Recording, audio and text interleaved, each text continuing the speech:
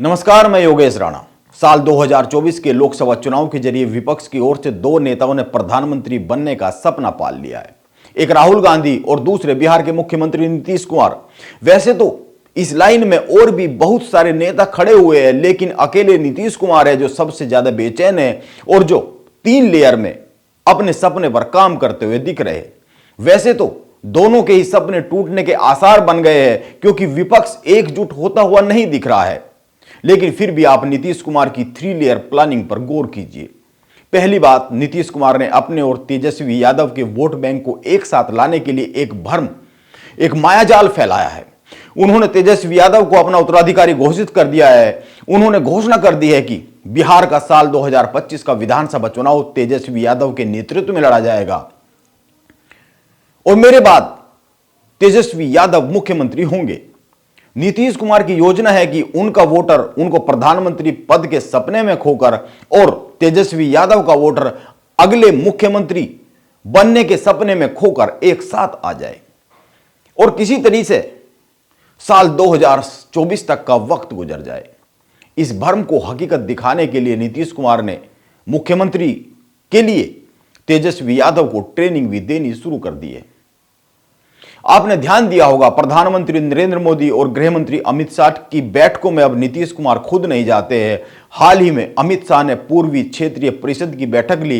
इसमें नीतीश कुमार ने तेजस्वी यादव को भेजा और अभी 30 दिसंबर को प्रधानमंत्री नरेंद्र मोदी की अध्यक्षता में कोलकाता में गंगा परिषद की बैठक हुई। इसमें भी नीतीश कुमार खुद नहीं गए, तेजस्वी यादव को ही भाग लेने भेजा।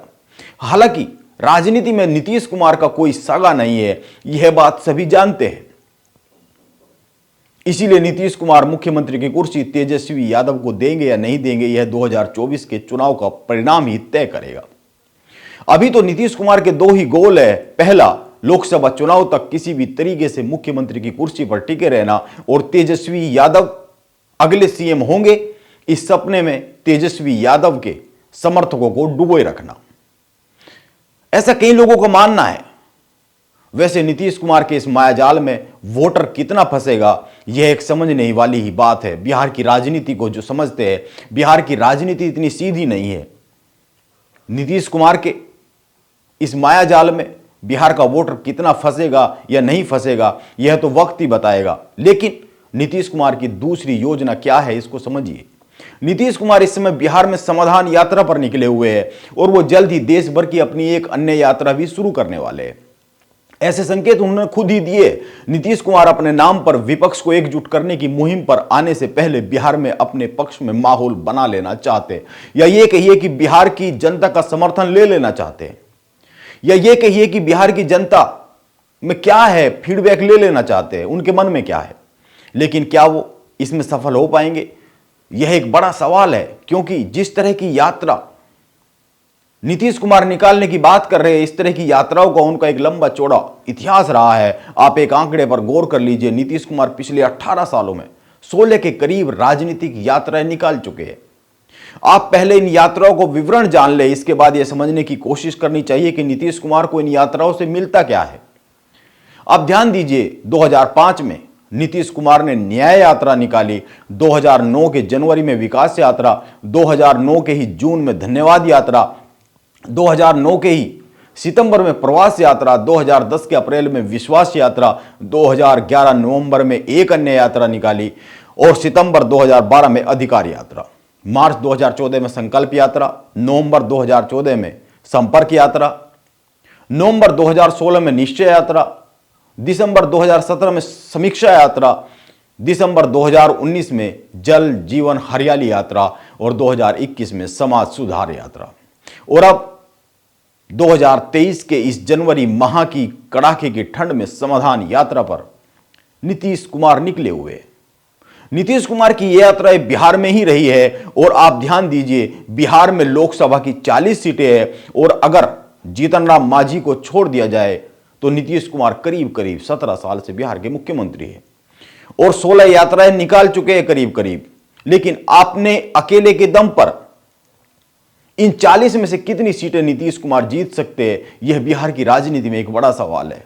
और इस सवाल का उत्तर आंकड़े कुछ इस तरह से देते हैं। 2019 के लोकसभा चुनाव में भाजपा के साथ मिलकर चुनाव लड़ा, 40 सीटों में से 39 सीटों पर बीजेपी और सहयोगी पार्टियां जीती। इनमें बीजेपी को 17, जेडीयू को 16 और एलजेपी को 6 सीटों पर जीत हासिल हुई। इससे पहले 2014 के चुनाव में भाजपा ने 40 में से 22 सीटें जीती, 6 सीटें सहयोगी दल एलजेपी ने जीती, जबकि नीतीश कुमार की पार्टी जेडीयू केवल 2 ही सीटों पर जीत पाई। यानी नीतीश कुमार की अकेले के दम पर बिहार में इतनी बड़ी राजनीतिक हैसियत नहीं है कि वो बिहार की राजनीति को पूरी तरीके से पलट सके।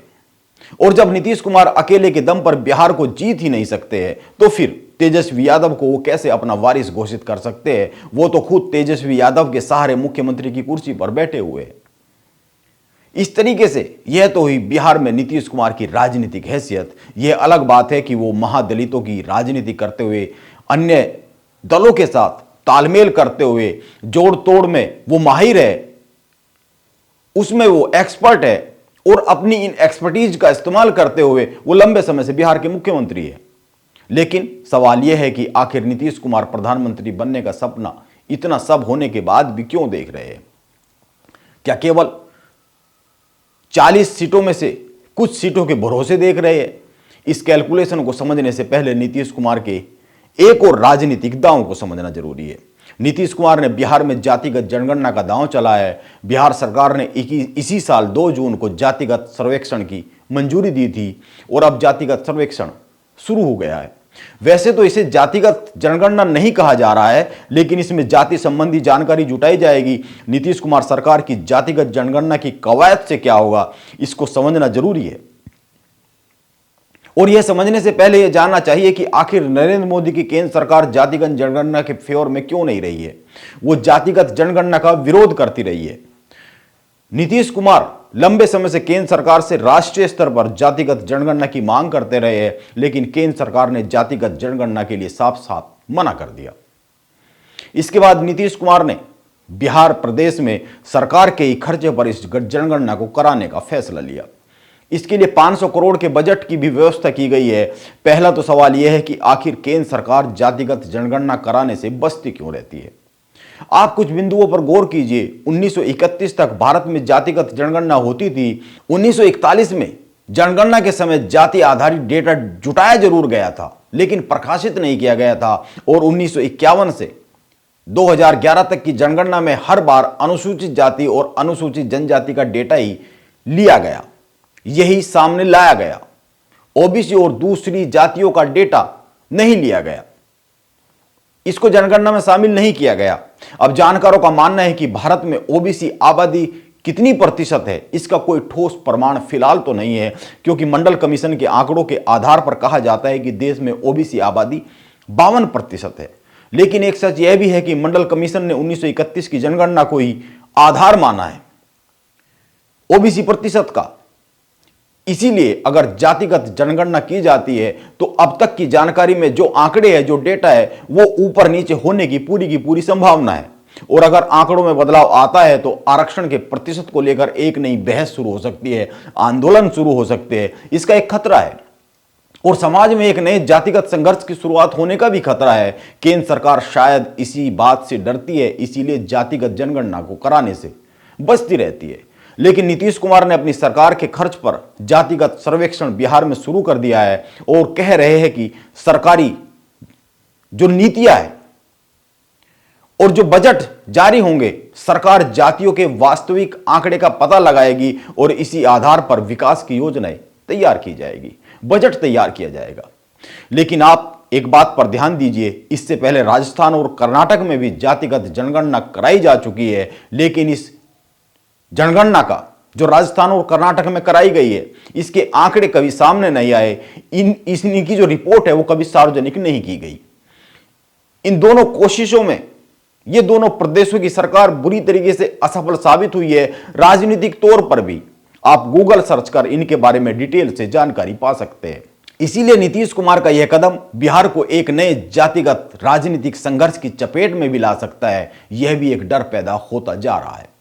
बिहार में इस जनगणना से राजनीति किस दिशा में आगे बढ़ेगी, अभी इस पर बहुत कुछ ठोस तरीके से तो कहा नहीं जा सकता है।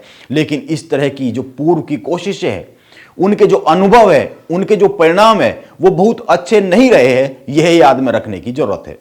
अब नीतीश कुमार की तीसरी योजना पर आते हैं, जिस पर वो काम करते हुए साफ साफ दिख रहे हैं। नीतीश कुमार चाहते हैं कि गैर भाजपा शासित जो राज्य है और इनमें जिन जिन की सत्ताएं हैं, ममता बनर्जी, केसीआर, स्टालिन जैसे जो छत्रप है, और इनके अलावा भी अखिलेश यादव, चंद्रबाबू नायडू, एचडी देवगौड़ा, शरद पवार और जो वाम दल है, ये सब मिलकर अपने लिए एक चुनावी रणनीति बनाए, एक साझा चुनावी रणनीति बनाए। कांग्रेस भी इसी में शामिल होती है, यानी कि जो समूचा विपक्ष है वो साथ आए और एक चुनावी साझा रणनीति बनाए और अपने अपने राज्यों में 2024 के लोकसभा चुनाव में भाजपा को रोकने का काम करे। अगर कांग्रेस और समूचा विपक्ष ये सभी दल एक साथ होकर मिलकर प्रभावशाली प्रदर्शन भाजपा के खिलाफ करते हैं तो हो सकता है केंद्र में मोदी सरकार के तीसरी बार लौटने के जो सपना है नरेंद्र मोदी का, उसको झटका लग सकता है। इस स्थिति में गठबंधन सरकार बनाने की नौबत आ सकती है तो नीतीश कुमार की भूमिका बढ़ सकती है। यह नीतीश कुमार का कैलकुलेशन है, उनके प्रधानमंत्री बनने के कुछ चांस बन जाए, यह नीतीश कुमार का पूरा सपना है। और इस तरह से नीतीश कुमार का पूरा सपना दो सिचुएशन पर टिका हुआ है। एक, समूचा विपक्ष एक साथ आकर भाजपा को रोके 2024 के चुनाव में, जो कि हर बार कोशिश की जाती है लेकिन सफल कभी होती ही नहीं है। और दूसरा, अगर भाजपा सत्ता में आने से थोड़ा बहुत दूर रह जाती है तो उसके बाद वो अपने नाम पर समूचे विपक्ष के सामने आकर सहमति बनाने का काम करे अपने नाम पर। लेकिन जब समूचा विपक्ष एकजुट हो ही नहीं पाता है तो फिर नीतीश कुमार का सपना कैसे पूरा होगा। और दूसरा, एक बात को और समझने की जरूरत है कि राहुल गांधी ने भारत जोड़ो यात्रा के जरिए कांग्रेस के पक्ष में एक माहौल जगाया है और राहुल गांधी और उनकी टीम की भी एक महत्वाकांक्षा जाग गई है। यह भी एक फैक्टर है जो 2024 तक बड़ा होने वाला है। इसीलिए बहुत सारे सवाल है और इन सभी सवालों के बीच में यह एक बड़ी बात है कि नीतीश कुमार ये जो सब्ज बाग देख रहे हैं ये सच होंगे या नहीं होंगे। अभी सटीक तौर पर तो कुछ कहा नहीं जा सकता, लेकिन दो बातें बहुत ही साफ साफ है। पहली, तेजस्वी यादव को बिहार में 2024 से पहले तो सीएम की कुर्सी मिलने वाली नहीं है। और दूसरी बात यह है कि अगर 2024 में नीतीश कुमार का केंद्र की राजनीति में आने का सपना पूरा नहीं होता है तो उसके बाद भी तेजस्वी यादव को बिहार में मुख्यमंत्री की कुर्सी तो मुश्किल ही मिलती हुई दिख रही है। और अंत में एक बात पर और ध्यान दीजिए, बिहार में 7 दलों ने मिलकर महागठबंधन बनाया है। इस महागठबंधन के मुख्य दो ही दल है, एक राजद और दूसरा जेडीयू। और दोनों दलों में ऊपरी स्तर पर रिश्ता बहुत सामान्य दिखता है, लेकिन भीतर ही भीतर बहुत कुछ ऐसा है जो सामान्य नहीं है। अभी हाल ही में राजद नेता और पूर्व कृषि मंत्री सुधाकर सिंह ने मुख्यमंत्री नीतीश कुमार को शिखंडी, भिखमंगा और न जाने क्या क्या कह दिया। और इसके बाद के बिहार की राजनीति के जो समीकरण है, जो हालात है, जो बातें आप उनको खबरों में पढ़ और सुन रहे होंगे, बिहार की राजनीति भीतर भीतर सुलग रही है। और नीतीश कुमार को अपना सपना पूरा करने के लिए बड़ी मशक्कत करनी पड़ सकती है, क्योंकि नीतीश कुमार के सपने की जो पहली सीढ़ी है वो है बिहार की सरकार को 2024 तक बनाए रखना और इस भ्रम को भी बनाए रखना कि तेजस्वी यादव ही अगले सीएम बिहार के होने वाले हैं। मेरा मानना है कि 2024 के बाद नीतीश कुमार की राजनीति बड़ी तेजी से पूर्ण विराम की ओर बढ़ने वाली है। नीतीश कुमार यह जो राजनीतिक जुआ 2024 को लेकर खेल रहे हैं, इसमें वो बुरी तरीके से फंसते हुए साफ साफ दिख रहे हैं। हो सकता है नीतीश कुमार को देश भी ना मिले और बिहार भी हाथ से चला जाए। नमस्कार, आप बने रहे मेरे साथ।